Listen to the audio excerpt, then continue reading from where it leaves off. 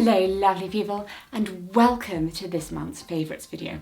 Now, normally in my favourites video I have a whole different range of things that I've been loving throughout the month. Clearly the makeup product I've been loving this month is the Bobbi Brown Primer Plus Protection SPF 50. My makeup looks great, I do say so myself. Instead, we're going to be talking about Montessori books, the books that made me parent the way I do. Well, the books made us parent the way we do, obviously. My wife and I parent the same way. I mentioned this in last month's favourites video and quite a few of you really liked the idea of hearing more about the books that got me really interested in Montessori, really interested in the kind of gentle parenting side of things. I know gentle parenting has such a bad rep these days, but it isn't what people think it is.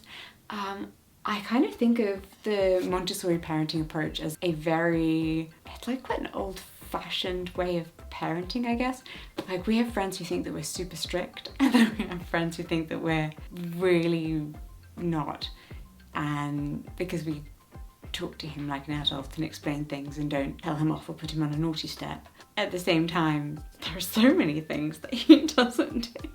And he has a lot of expectations of behaviour rather than do this or else. It's much more the do this, and he's like, yeah, we do.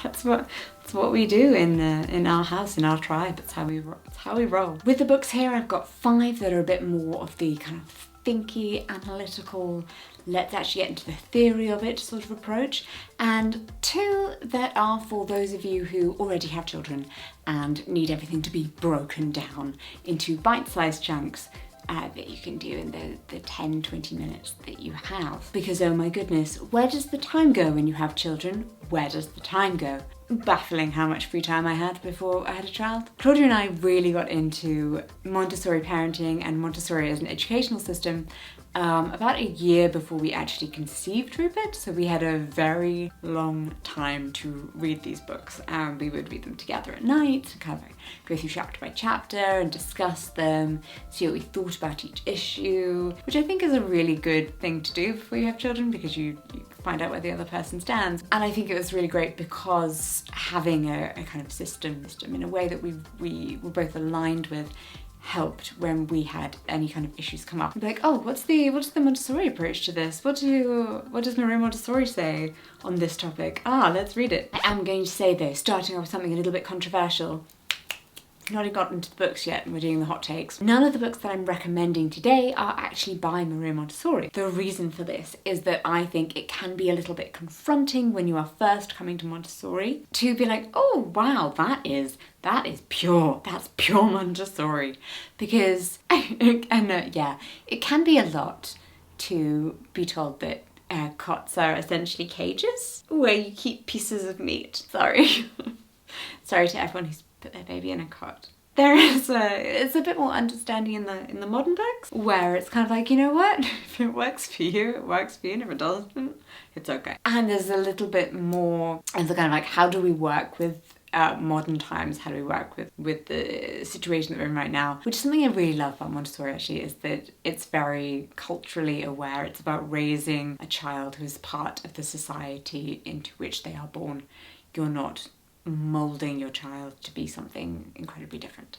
And I actually recommend this because I'm going to say this one first, just in case you click off and go somewhere else. Hi, please watch to the end of this video. Also subscribe, don't forget to hit the like button, leave a comment. What I actually want to tell you before you go anywhere is that you should read this book. It's about the importance of the first 3 years of life, but it very much includes the kind of pregnancy period within that, very much like folds it in. Understanding the Human Being by Silvana Quattrochi Montanaro examines key developmental stages from prenatal life to age 3, emphasizing attachment, trust, and early language and movement. Drawing upon Montessori principles, Montanaro, a child neuropsychiatry specialist, advocates for early development's critical role in personality formation. After her passing in 2018, a fund was created to further Montessori teacher training and access.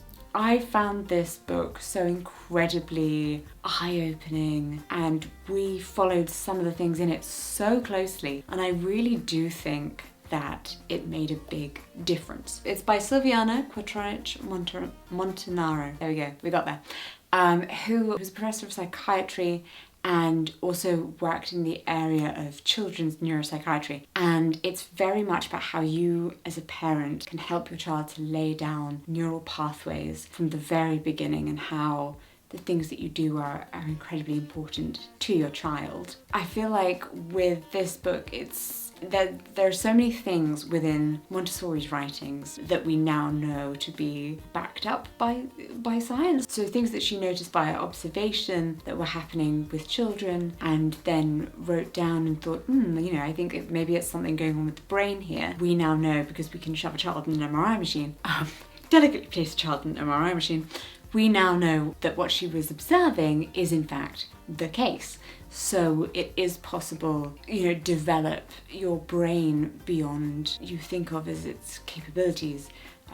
Children aren't lost causes if they've kind of not been able to receive care and attention for the first few years, so things like that. Essentially, this book is about how to help your baby's brain develop well. I love it so much because there are so many baby books that are focused on just the getting through having a newborn. They're wipe their bum and feed them and blah blah blah. But there aren't that many focused on, okay, but how do you build that bond between the two of you?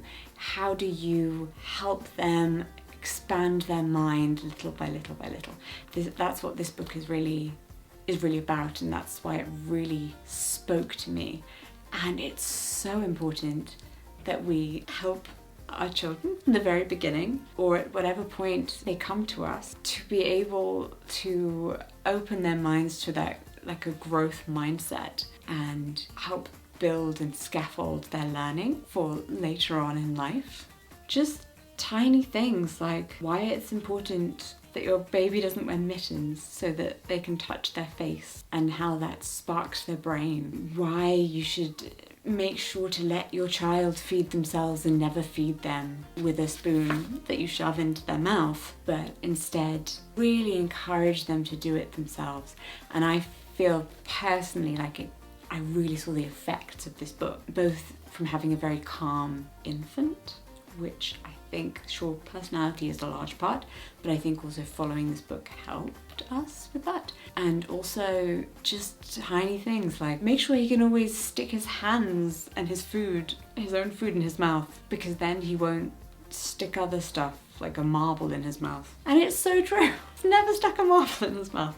Never had to worry about him mouthing things or putting big things in his mouth because he didn't do it. Brilliant.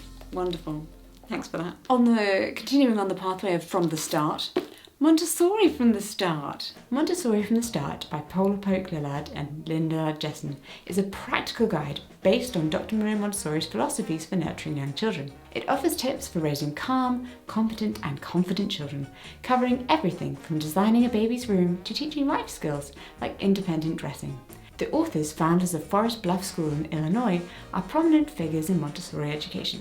This book is again a little bit heavy. It's a bit of a tight read. There's a lot of small characters to get through, but I think it is really worth it because it puts a lot of writings, a lot of Maria Montessori's teachings, and my goodness, that sounds like I'm in a cult.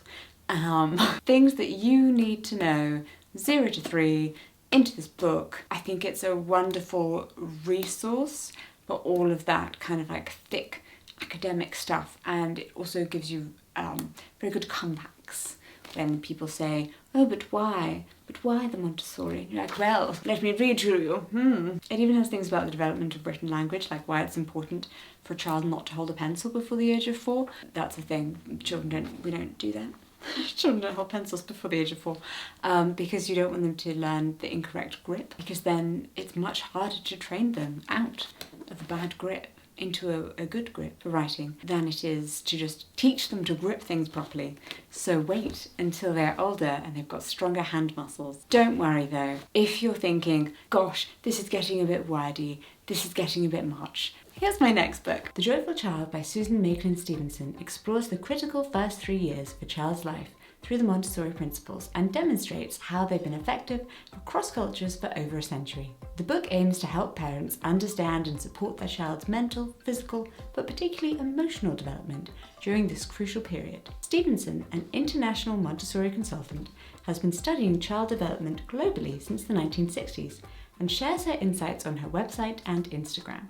The Joyful Child, Montessori Global Wisdom, Birth to 3. If you didn't know, Montessori has a very big thing about planes of development. So children go in planes. There's 0 to 3, 3 to 6, kind of like 6 to 12 to most, but yeah, 6 to 9 and 9 to 12, they kind of, obviously the 12 to 15 and 12 to 18. And then yes, we do include your aging. So 18 to 24 is another plane of development. You're not actually an adult till you're 24. And your brain's finished developing. The Montessori way. I know a lot of you are like, oh my god, shocked. I've just realised, I've just been told I'm not an adult. But yeah, this book is particularly good because it takes a viewpoint of Montessori through how you can actually have fun. Obviously a lot of Montessori is about like living a nice, calm, peaceful, happy life. But this one is about really bringing joy to your child, like how to help your child find joy and see joy in the world. And I think it really applies to the modern times, the modern world, when we love our children so much and we want to do so much for them and give them absolutely everything, and sometimes you just need the reminder that actually I don't need a lot, like you know, just take them to the woodland and give them a little satchel and say collect stuff. I also really like that this does focus on parents, like how you have to be a happy parent to have a happy child. Like, also consider yourself. Don't just put your child first constantly to the detriment of yourself, because children need us to feel good. Avoid correction when the action or behaviour can be taught another way. For example, if a child is continually slamming the door very loudly, the best approach is to note that the child needs to be shown how to close the door carefully and quietly. Choose a neutral moment at a later time, which means not an emotionally charged moment when the child is upset or the adult is upset by the door slamming. Give an amusing, exaggerated and interesting lesson, showing the child how to close the door quietly, turning the handle so carefully and closing the door so slowly that there is no sound whatsoever. Try other doors. Do it over and over, as long as both are enjoying it. With these lessons, the adult can teach many important, such as brushing teeth, putting away toys and pouring milk. And it's true, why do we correct children for things when they've just not learnt it? That's all. They've just not learned how to do it. Just help them learn. Your Self-Confident Baby. Your Self-Confident Baby by Magda Gerber and Alison Johnson is a guide for parents that offers advice on observing and understanding their babies, knowing when to intervene and connecting through daily caregiving routines. It addresses common issues like crying, discipline, sleep and toilet training. Magda Gerber, founder of Resources for Infant Educators, advocates for trusting children to be self-learners and emphasises individualised problem-solving approaches. A book so loved it's quite dirty. Magda Gerber, for those who don't know, is the founder of RIE, which I think was supposed to say RIE, Resources for Infant Educators. Their main thing is kind of like raising a baby in a natural way, mainly physically, so that we're not putting our child in unnatural positions. So if your baby can't sit up yet, don't sit it up. If your baby can't walk yet, don't put it in a walker and then be like, walk. Because they're not building their like muscles and strength. They've got to be able to be doing it themselves. It's a lot about like how to put things in your baby's path so they want to do it themselves. A lot of it's about building the intrinsic motivation within your child to do things. This book was what made us decide not to baby-proof our house at all. Yeah, we didn't baby-proof anything. We have no stair gates. We had a stair gate for Tilly, our puppy. Then we got rid of it because our friend needed a baby gate for her actual baby. So we were like, okay, sure.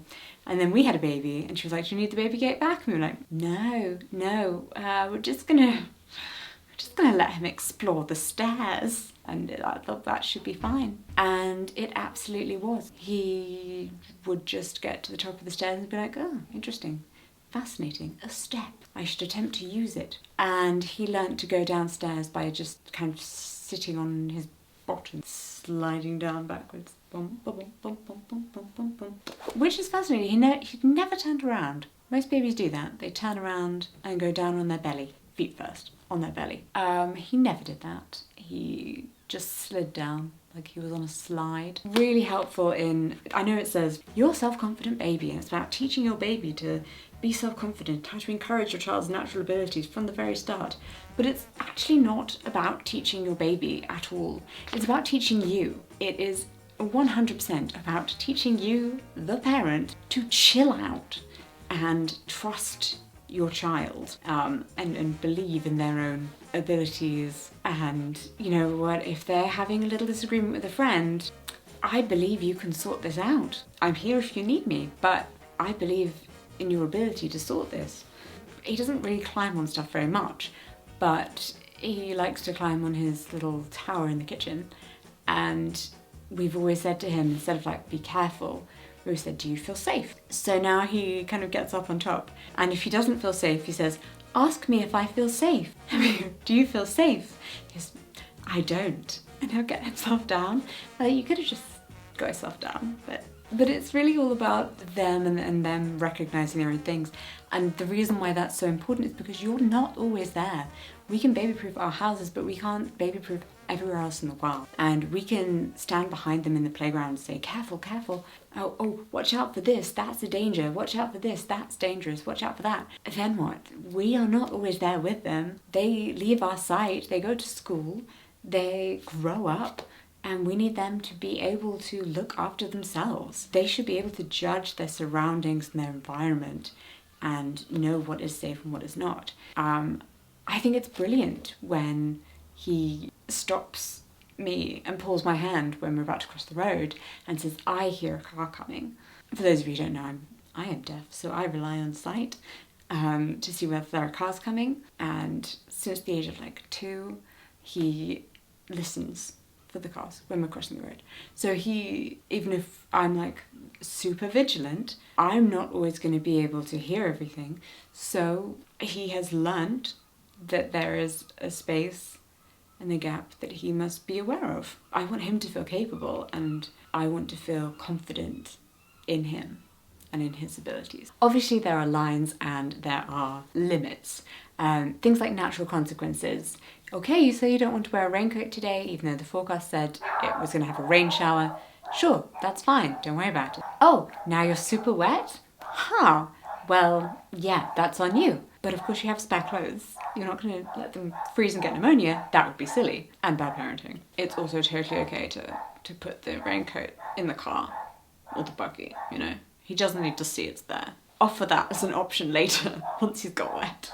And the final, number 5, the last book in the more kind of theory-based books, although this one does have some really good tips and practical things and gives you some kind of a few more scripted things that you might want to say, which is actually very, very helpful. Famous for his work unpacking research to detail the damage caused by leading children to believe they must earn our approval, Alfie Cohen is known for criticizing traditional parenting methods like punishments, rewards, and timeouts, suggesting they teach children that love is conditional. In Unconditional Parenting, Cohen argues that children need unconditional love and acceptance, regardless of their behavior or achievements. Cohen, influenced by John Dewey and Jean Piaget, advocates for progressive education and is aligned with Montessori principles. He's an active author and lecturer, sharing his views on his website. His thing is about how praise can be as harmful as punishment, about how it's important that we build... It's about how it's important that we build children's intrinsic motivations to doing things rather than, as it says in the headline, a provocative challenge to the conventional wisdom about discipline. I really love this book because I feel like I connect with it a lot for my inner child. It's based not in the kind of like, how can you as a parent get your child to do what you want them to do, but instead it's based on how can we as parents best understand and interpret our children's needs and then meet those needs in order to have a more harmonious life, because our lives are obviously more harmonious if we're all having our needs met. That's generally how the world works. It's very good at helping you learn how to reframe and rephrase things so you're not just parroting back the things that were said to you when you were a child, instead of the like, why would you do that thing? Your child doesn't know why they did that. They're finding out how physics works. That's why they allowed that food to drop to the floor. And they are going to do it 5 more times because it's fascinating to see gravity in action. They would like to continue to pursue this. Great. It's more about just let it run its natural course. In an essence, it does end. We don't do that when we're at the table. Here are some other ways that you could meet this need. You need to let things drop. Great. Here are some other ways to do this. Okay, then the final 2 books I'm going to do very quickly. Boom. The Montessori Baby, by Simone Davies and Jennifer Iserdijk, is a practical guide for parents on nurturing infants from birth to 1 year using Montessori principles. It offers advice on fostering a respectful parent-child relationship and supporting a baby's development. The authors, both experienced educators, also share insights on their Instagram accounts. Last month I told you about the Montessori Child, which is another part of the series. I'm a huge fan of Simone Davies and the Montessori Notebook series, and that was a really great one, and I really like that, really recommend. The Montessori Baby actually came out right. It takes all the knowledge and the theory and it breaks it down very easily into these like little pictures and little diagrams. And here's what to say, here's what you should avoid saying. Here's how you can talk to family members who don't quite get what it is that you're talking about. Here are the things that you actually need for your Montessori baby. You don't need other stuff. It's fine. Don't buy 50,000 things. Just this is okay. And then it also shows you real life spaces. It's everything, really. It's everything you'll need. Not so much the like, oh, now I have the real like theory and scientific research, but the day-to-day practical book. This is the one that you turn to, this is the one that you use, this is the one that you need. But if you need to have an argument with someone about Montessori, one of the other books will help you. Babies Build Toddlers, if you really don't have the patience for the Montessori Notebook series, go for this one. It's the simplest of simple. Babies Build Toddlers by Mariana Bissonette provides a unique blend of child development insights and practical parenting advice for the first 18 months. It covers key areas like movement, language, eating and bonding, with clear timelines and diverse illustrations. Bissonette, an early childhood educator, founded the PEACE program to support parents in navigating their children's earliest developmental stages. So incredibly simple. You know, it's a wonderful starting point. It's all of the stuff. It takes entire books and boils them down to a page, essentially, but explains just like, oh, what this means. Here's a picture. Here's a little paragraph. That's all you need to know. Done. It helps you recognize the stages that your child's moving through, how important those are, what you can do to meet their needs in each different stage. Camera. What's that? Thank you so much for watching. If you would like to know more about Montessori, if you'd like to see some more of my videos on the topic, then you can click the card that's right up here to watch any more of my videos about parenting in general or Montessori. All of the books that I've mentioned in this video are going to be listed down below in the description. If you've enjoyed this video, please do subscribe, leave a thumbs up, leave a comment. All of that stuff helps the YouTube algorithm to know that you would like to see more of these videos. And of course, I shall see you next time. Bye bye.